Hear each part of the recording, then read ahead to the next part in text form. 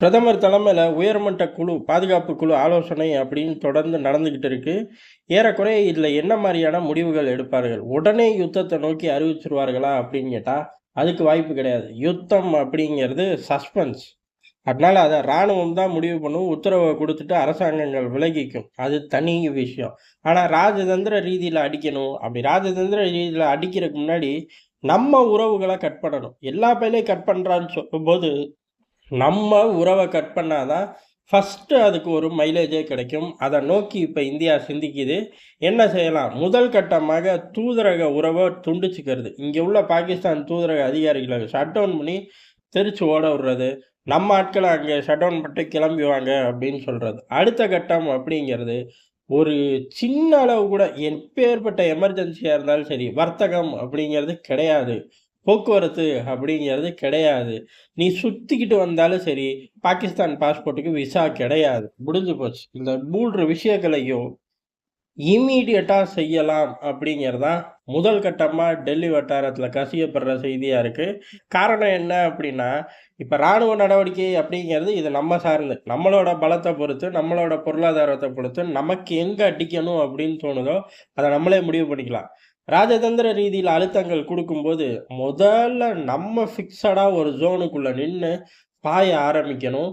அதற்கான வேலைகள் தான் இந்த தூதரக அளவிலான உறவுகள முடக்கி வைப்போம் அப்படின்னு டெல்லி எடுத்திருக்க முடிவு. இதன் மூலியமா பெரிய அளவு அழுத்தங்கள பாகிஸ்தானுக்கு ராஜதந்திர ரீதியில குடுக்க முடியும்.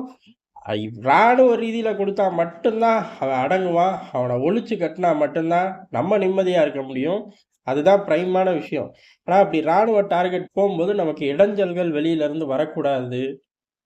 ஆதரவுகள் தான் ஜாஸ்தியாகும். அதுக்கான வேலைகள்ல இறங்கும்போது ஃபர்ஸ்ட்டு இந்த மாரி முடக்கி வச்சுட்டு இறங்கலா மட்டும் தான் நல்லது. ஆனா, சர்வதேச அரசியல் சூழ்நிலைய பொறுத்து அரசாங்கங்கள் என்ன வேணாலும் முடிவெடுக்கலாம். ஆனா, இப்படிதான் ஒரு பார்வை இருக்கு. இது ஒரு பாடங்கள் தான். மேக்ஸிமம் இத நோக்கி போவார்கள் அப்படிங்கிறது தான்.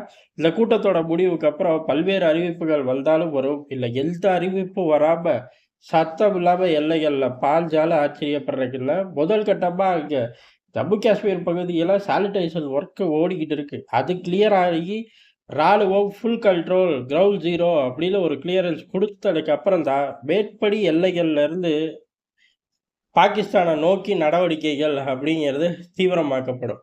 அதுக்கு முன்னாடி இந்த தூதரக உறவு முறியறது அப்படிங்கிறது நல்ல விஷயம் தான். இதுல வச்சுக்கவே தேவையில்ல. எப்பயுமே வச்சுக்க தேவையில்லை அப்படிங்கிறது தான் பெரும்பாலான இந்தியர்களோட கருத்தா இருக்கு.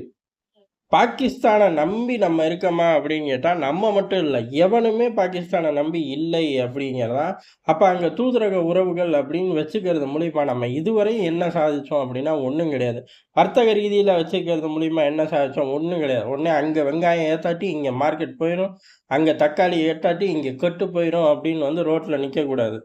நமக்கு தெரிஞ்சு அப்படிலாம் ஒண்ணும் பாகிஸ்தான்ல மார்க்கெட் இல்ல. இருந்தாலும் அதிமேதாவிகள் கத்தக்கூடும். ஒட்டுமொத்தமா இங்கேருந்து பொருட்கள் போறனால அவன் தான் நல்லா வாழ்றான். தின்னுபுட்டு நமக்கு எதிரா தீவிரவாதத்த கொண்டு வரான். அதே மாரி ராஜதந்திர உறவுகள வச்சுக்கிறேங்கிற பேர்ல, நம்ம இங்க பாகிஸ்தானோட அதிகாரிகள ஒண்ணும் தொல்ல பண்றதே இல்ல. விடிஞ்சு எந்திரிச்சா அதிகாரிகள் வீட்லருந்து தூதரகம் போம்போது பின்னாடியே 4 மோட்டார் சைக்கிள்ல விரட்டிக்கிட்டே வேண்டியது. அப்பப்ப அவர்களும் அந்த ஃபுட்டேஜ எடுத்து ரிலீஸ் பண்ண வேண்டியது. இந்தியா கூப்பிட்டு கண்டிக்க வேண்டியது. பதிலுக்கு இஞ்சி தின்ன குரங்கு மாரி மூஞ்சிய வச்சுட்டு கிளம்பி போயிற வேண்டியது. திருப்பி 1 மாசம் கழிச்சு இந்த சேட்டைய பண்ண வேண்டியது. ஆனா பதிலுக்கு நம்ம இங்க பண்றோமா அப்படின்னு கேட்டா கிடையாது. அதனால தூதரகம் வைக்கிறது மூலியமா நமக்கு தெரிஞ்சு சாதிச்சது ஒண்ணும் கிடையாது. அதனால இது ஒரு நல்ல விஷயம் தான். இந்த விஷயத்துல ராணுவ தாக்குதல்லாம் அடுத்து படிப்படியா வரும். முதல்ல இந்த மாரி விவகாரங்கள தொடச்சு எறியும்போது, பாகிஸ்தானோட அழிவு அப்படிங்கிறது மிக விரைவில் வரும். ராஜதந்திர ரீதியில அழுத்தங்கள் குடுக்கும்போது, இன்னைக்கு உலகம் அப்படிங்கிறது எந்த திசையை நோக்கி போறதுன்னு தெரியாம எல்லாம் தத்தளிச்சுக்கிட்டு தான் இருக்காய்ங்க. அவன் அவன் டார்கெட்ட காலங்காலமா வச்ச டார்கெட்ட நோக்கி போறார்கள். நம்மளும் போம்போது பெரிய அளவு தொந்தரவு இருக்காது. அத உறுதிப்படுத்தணும். வெளிப்படையா தெரியக்கூடிய தொந்தரவு இருக்காது அப்படிங்கிறத மட்டும் பார்த்துட்டு பாய முடியாது. அந்த வேலைகள தான் டெல்லி இறங்கியிருக்கு. இது முதல் கட்டமா வரக்கூடிய செய்தி தான். உறுதியானதுக்கப்புறம் இன்னும் தெளிவா, விரிவா அடுத்தடுத்த செய்திகள் என்ன வருது அப்படிங்கிறதை நம்ம இங்க விரிவா பார்ப்போம். நன்றி, வணக்கம்.